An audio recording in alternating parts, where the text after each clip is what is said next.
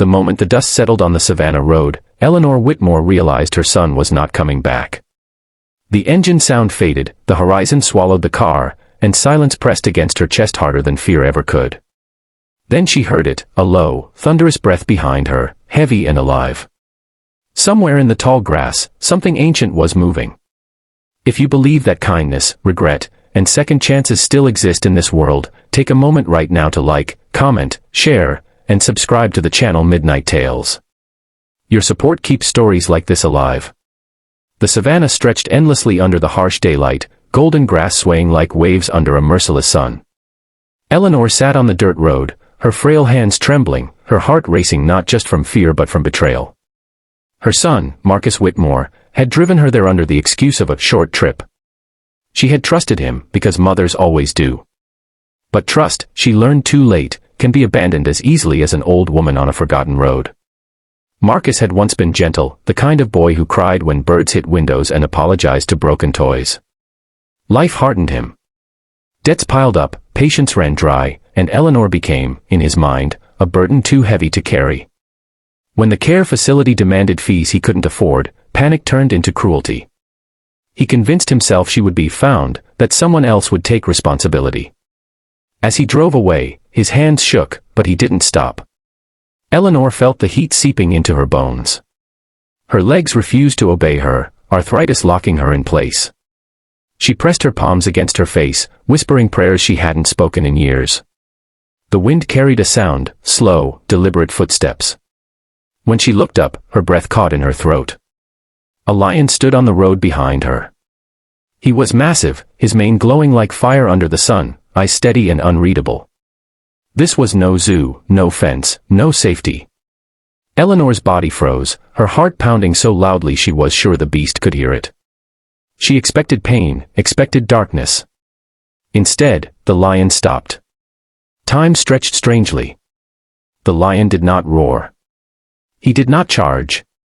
He simply watched her, head slightly lowered, as if studying something fragile and unfamiliar.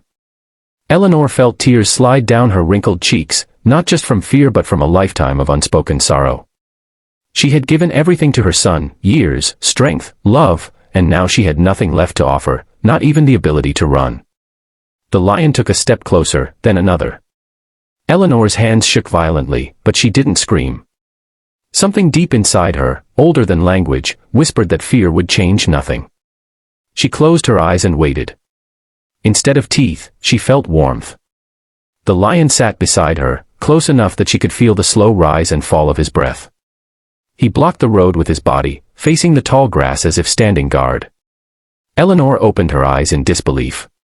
This creature, born of instinct and survival, had chosen stillness over violence. Hours passed under the open sky. Eleanor drifted in and out of consciousness, exhaustion pulling her under. Each time she stirred, the lion was still there. When vultures circled above, he snarled softly until they disappeared. When another distant roar echoed, he rose and stood between Eleanor and the sound. Miles away, guilt finally broke Marcus. He had driven until his chest ached, until his mother's face haunted the windshield. The image of her small figure on that endless road refused to fade. He pulled over, vomited on the roadside, and sobbed like the boy he once was. Turning the car around felt like driving into judgment itself, but he did it anyway. Regret, unlike fear, does not allow escape. When Marcus returned, the sun was lower, shadows stretching long across the Savannah. His heart nearly stopped when he saw the lion first. The car screeched to a halt, dust exploding into the air. Eleanor stirred weakly at the sound. The lion turned his head slowly toward the vehicle. His eyes met Marcus's through the windshield. In that moment, Marcus felt smaller than he ever had in his life. Smaller than his debts. Smaller than his excuses. Smaller than his shame. The lion did not attack. He did not run. He stood still, unmoving, like a silent judge. Then, after a long moment, he stepped away from Eleanor and disappeared into the grass without a sound. Marcus stumbled out of the car, legs barely holding him up. He fell to his knees beside his mother, sobbing apologies into her shaking hands. Eleanor, weak but alive, touched his face. There was pain in her eyes, but also something Marcus did not deserve, relief. Rescue teams arrived later, called by Marcus in a frantic panic. Doctors said Eleanor had survived against impossible odds. Some called it luck. Some called it coincidence. Marcus knew better. The lion had not just guarded his mother. He had guarded Marcus's last chance to be human. In the weeks that followed, Marcus sold his car, paid off part of his debts, and moved Eleanor into his small apartment. It wasn't perfect. There were arguments, tears, and long silences heavy with memory. But every morning, Marcus made her tea with shaking hands that were learning, slowly, how to care again. Eleanor never spoke of the lion as a miracle. She spoke of him as a reminder that compassion does not belong only to the gentle, and that even the wild understands when something vulnerable deserves protection. If this story touched your heart, if it made you pause and feel something real, please like, comment, and share this video. Your engagement helps stories of hope reach those who need them most. Before this story ends, I have one special request.